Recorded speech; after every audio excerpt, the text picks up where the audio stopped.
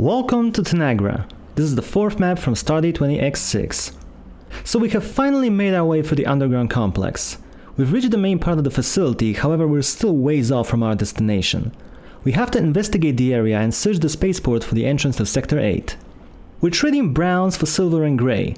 Tanagra is an open space station with multiple points of interest inside the facility and a landing site connected to it. The structure is non-linear and the choice of approach is up to the player. The way leading to Sector 8 requires all three keys. Two of them can be acquired in any order as there are two separate routes leading to them. The third key is on the landing platform and we need at least one of the other keys to access it. As always, the only way out is through. Let's jump straight into the first encounter. We have 38 imps facing away from us and one mancubus to help us out. This fight is the first out of 3 extremely obnoxious opening scenarios in 20x6. Now, these scenarios are very fun on their own, but when you're demo recording on a difficult level, a very slow opening is the last thing you want. I can't even say how many times I had to play through this before I completed that map, so at this point I'm just rushing through it. I wake up the imps and push towards the double barrel shotgun. Picking it up triggers 3 revenants that warp into the middle area. Yeah, this is very risky, don't try this on your first playthrough. Like I said, I'm playing aggressively here because I'm tired of doing this slowly over and over again. I have mixed feelings about this. I really like situations where you have to use infighting in order to survive. But if later parts of the level keep killing you, then you just end up doing this. Unlocking everything and starting a big mess just to get through it as quickly as possible.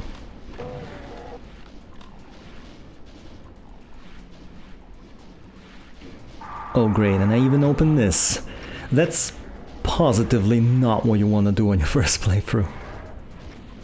Anyway, this is the hub area. The brown door with a skull leads towards the blue key, and to open it we have to get on top of the ledge above the main room. The switch that I just flipped opened a corridor that leads into the red key section. Just like in Mud Bunny, I choose to go after the red key first because there's a certain fight there that's well, you'll see. But I can promise you're gonna like it.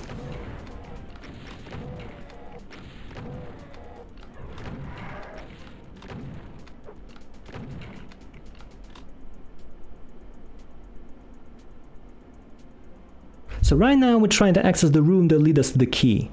There's a lift nearby that'll take us there, but first we need to disable its security grid and get to the switch that operates it.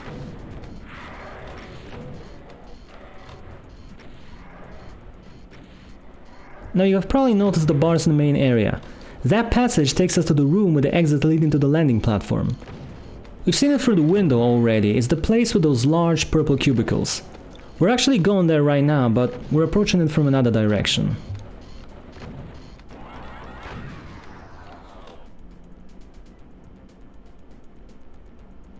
And there it is! That switch over there disables the security in the previous room, granting us access to the lever that'll open the lift controls. Once we take the lift to the room above, you'll understand why I chose to tackle the red key section first.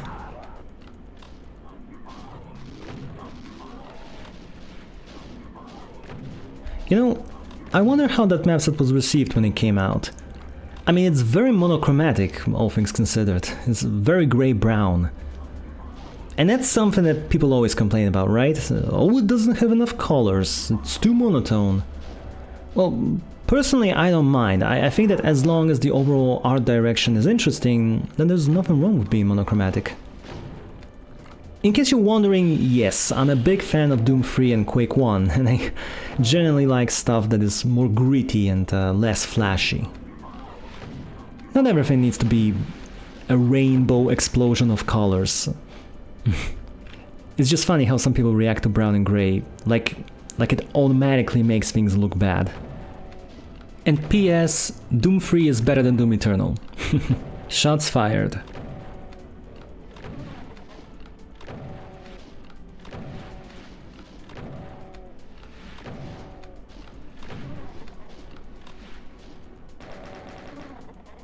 Okay, the coast is clear. It's almost time for the fireworks. Here's another arch-vile jump scare. There's some imps and zombies teleporting in, but we can just ignore them. Let's just focus on the vial and then clean up the rest of the enemies.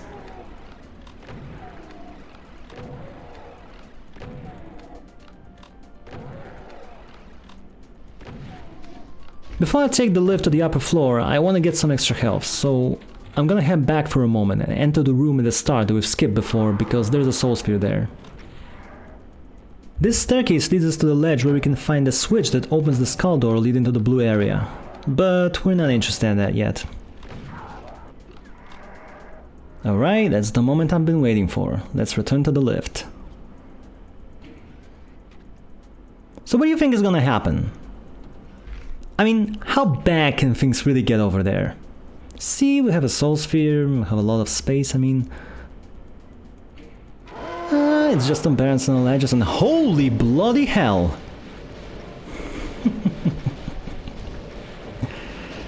Yeah, I mean, do I really need to say anything? No, I think this is self-explanatory. Ledges full of barons and knights, 3 cyber demons walking around. You know, when I said I like bullet hell situations in Doom, that's not exactly what I meant.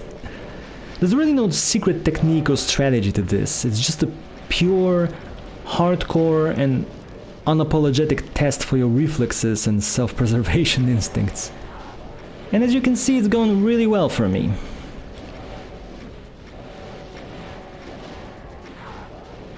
So now I'm down to 12 health, and at this point I really consider just straight up restarting the level because I did not believe I'd survive in this condition. But I guess miracles do happen after all. It's really hard to say what the cybers are doing. Are they infighting? Where will they shoot? Is it safe to run past them? Should I change direction? It's pretty tough for people who can't see the world in slow motion. So we have to wait until the situation calms down. There's a switch that opens the exit out of this place, and as you've seen I tried to rush it, but it didn't work. We just have to be patient.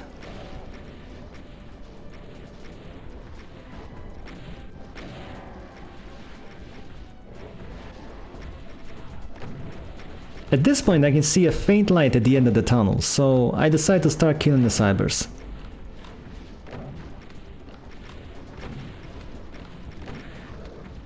Now that was pretty amazing. I took 2 points of damage from Splash. I have no idea how did that happen. It could have easily killed me, and honestly with that kind of RNG on my side, I cannot fail this run now. Just look at how paranoid I am, looking over my shoulder after each shot.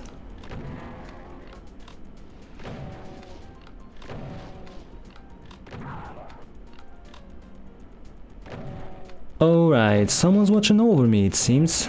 It's time to leave this horrible place. Right now we can access the red key. It's guarded by a single revenant, but as you might imagine with 10 health I do not feel confident at all about going up against anything. So seeing as I have just used up all of the luck I could possibly have in this run, I decide to just drop down first and look for medikits. But can I find any?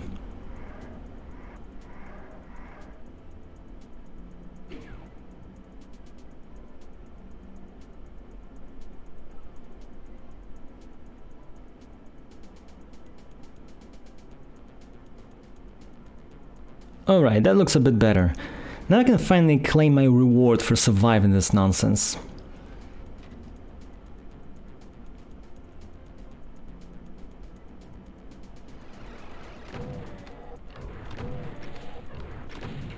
And now that we're up here, we can jump under that ledge and unlock the first secret. That button opens a passage below with an arch vial and a mega armor. And I think we're gonna need that armor.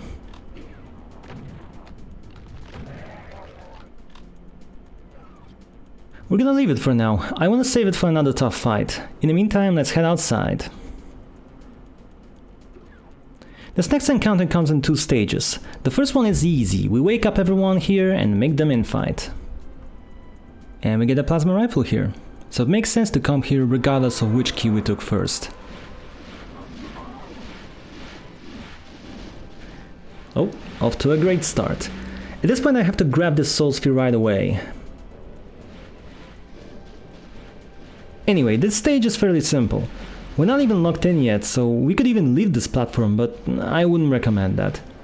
Hell Knights would block the entrance and the Cyber would probably not be able to shoot them because there's a pillar in the middle. This is our opportunity to familiarize ourselves with this area. The second stage begins when we flip the switch that's behind the Cyber Demon. Then we get a timed encounter that we cannot rush because the switches that advance things further take time before becoming available.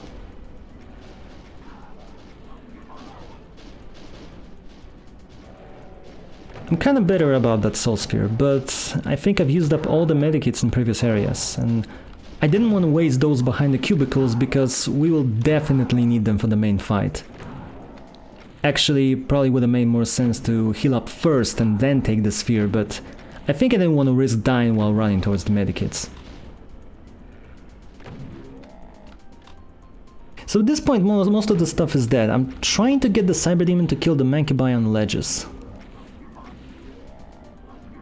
I'm not too crazy about the interior design of these space levels, but the outside areas look pretty cool. These purple cubicles are a really nice touch. The next level is mostly indoors, but we're gonna see more of those outside areas later on. Okay, almost done. Time to finish off the Cyber Demon. Now, theoretically we could leave the Cyber alive, but it's risky. On one hand, he would help a great deal in the next battle.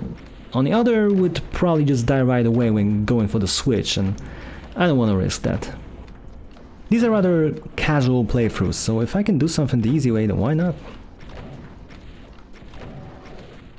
Okay, everything is ready here, but unfortunately, because I took the Soul Sphere, I have to readjust my plans a bit.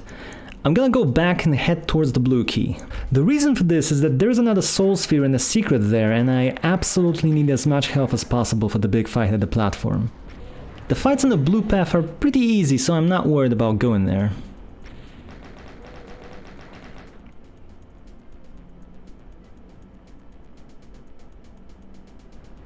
Watch out for the pain elemental in the back.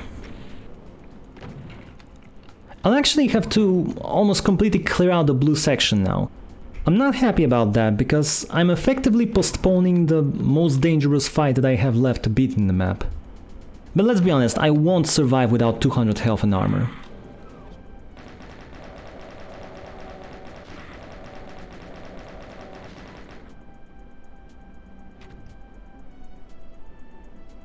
This can be quite nasty.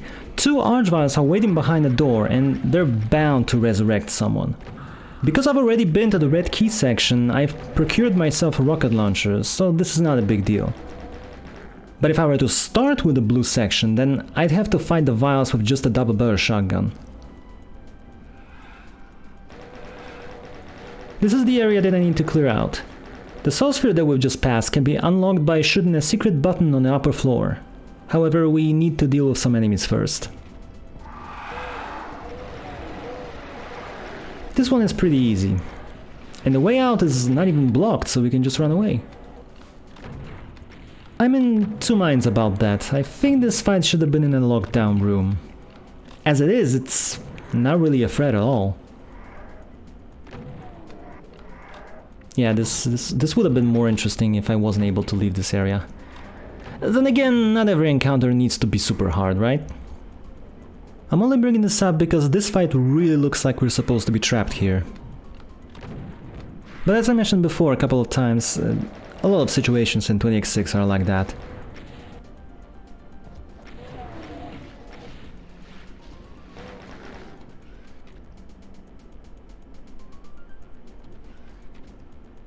This is the room where the blue key is. And this is where we get a rocket launcher on this route.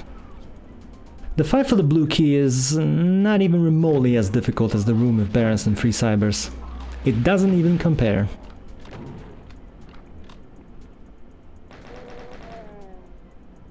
By the way, that Revenant is in the room where the path leading towards the finale is. We can go there even now, but as I mentioned earlier, we need all 3 keys to unlock the way forward. Besides, I don't remember, I think there's a couple of enemies there, maybe some ammo, but there's really no point going there right now.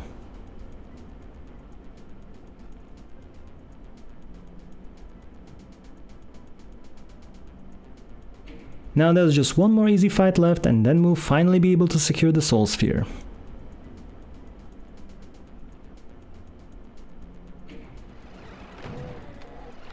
Yeah, like I said, nothing scary here.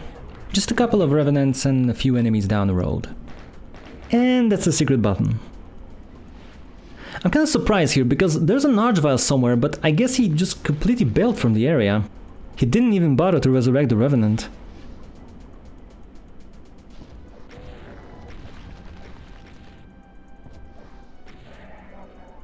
Good. This is not what I planned, but no matter, we've got the Soul Sphere and the Mega Armor.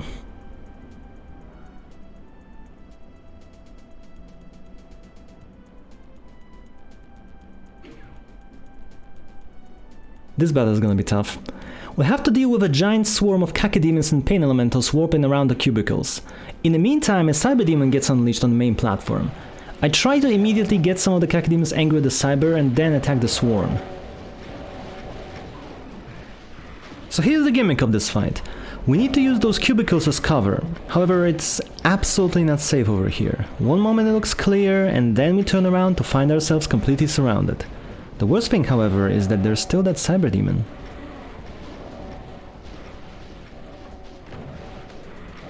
Wow, did you see that? I mean, he wasn't there a second ago. I think you can imagine how much I panicked when I saw that. It almost gave me a heart attack. But yeah, that I think was a good demonstration of how quickly things can go south in this fight. I mean, it didn't even look like we were in any kind of trouble, and then bam.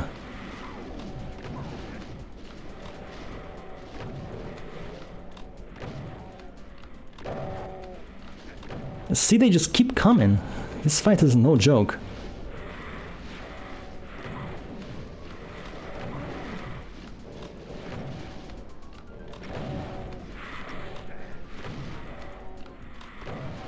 At this point I think I've wasted most of the medikits in the area. It's not looking good.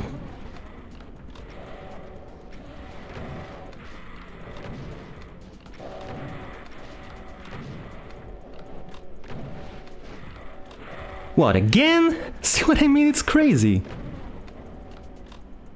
I actually had to replay the demo with the camera mode to see this happen from another perspective because I just couldn't believe it.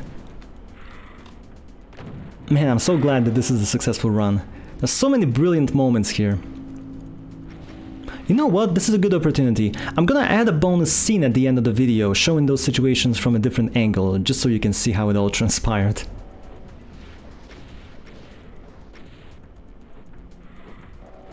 Anyway, as you've probably noticed, we flipped the switch that opened the bars and now we're back in safety. This is gonna be the boring part of the run. As always, I could have stayed there and dealt with the Cyber on the platform, but I decided to play it safe and snipe him from here. This isn't very convenient, but it's fine. Unfortunately, I can't run out there again, because he'd probably blow me to bits if I tried doing that.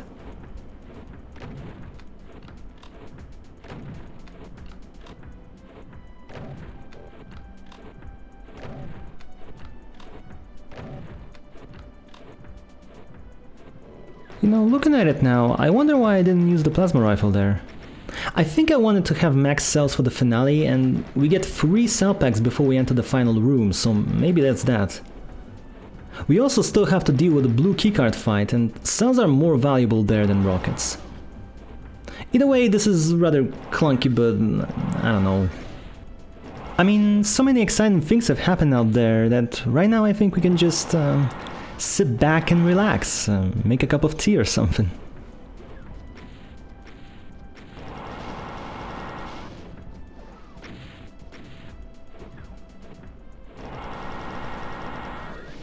Oh, there we go.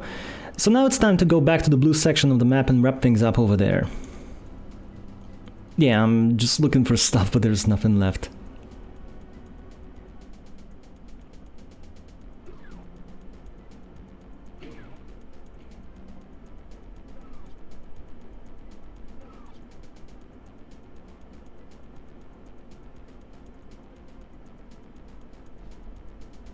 Man, I'm really dedicated to searching every nook and cranny when I'm looking for health.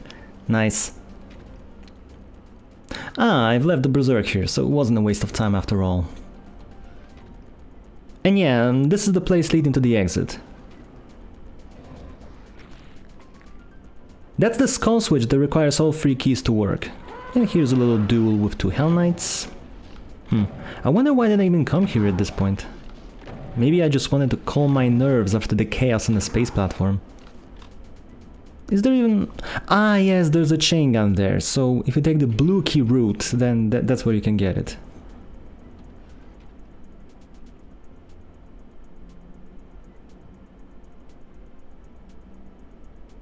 Okay, time to resupply and get the final key.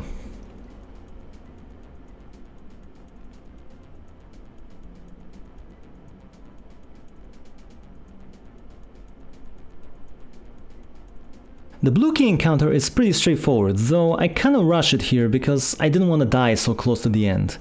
We have a group of pain elementals on one side, revenants and knights on the other, and a few chain gunners on the ledges.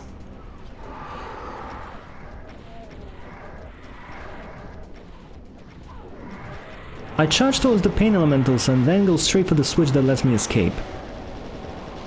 It would have been nice to see this fight done quote-unquote properly without running away, but I didn't want to risk it. Just because it's a simple fight doesn't mean it's impossible to fail here.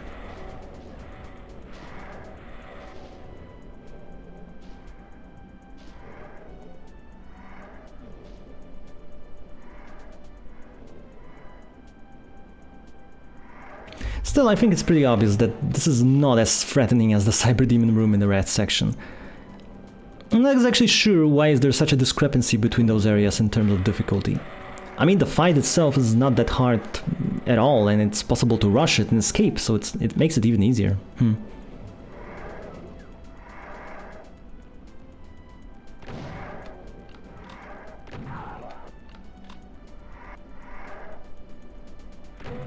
So since this isn't terribly exciting, I might as well talk about the finale. I really like it. It's a great scenario. The area looks really dark and ominous, and the actual battle is interesting. We drop down into an L-shaped room and 2 hordes of monsters start warping in from the edges of the area. On one side we have revenants and on the other demons. Nowhere to run, nowhere to hide. The strategy is to first fire as many rockets as possible towards the revenants, then switch to plasma rifle and use it to hide amongst the demons, trying to exhaust their numbers. That's why I wanted to have as many cells as possible for that fight, just so I can hold down the fire button and not worry about running out.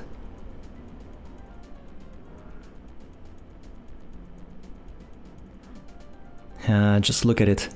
Looks awesome, and you know something really bad is going to happen.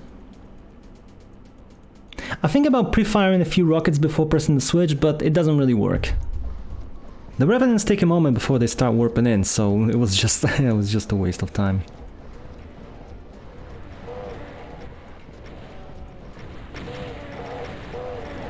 Unfortunately, I messed up a bit.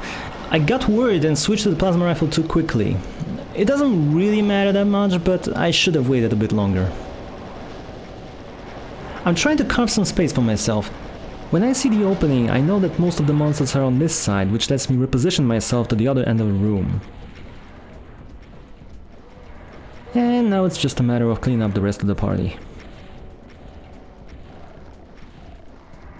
I really enjoy battles like this. They look super dangerous at first, but they're actually rather forgiving, and that makes them really fun. Now that's the second stage of that fight. We flip the switch and a swarm of imps starts coming out of the portals.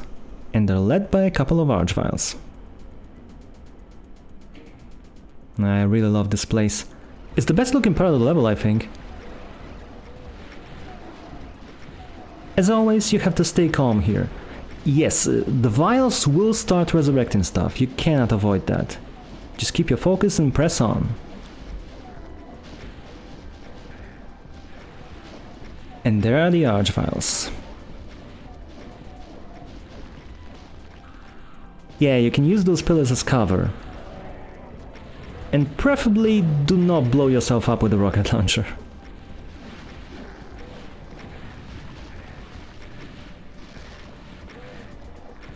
Unfortunately, even though this fight is not very difficult, at this point I'm really stressed out because, well, I got all the way up here, so it would be a shame to, to waste that run. So of course I end up playing a bit sloppily here.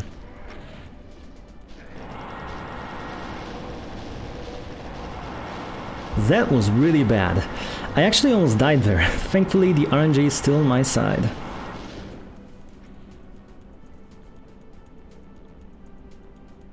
And we're done here. It's time to proceed to Sector 8.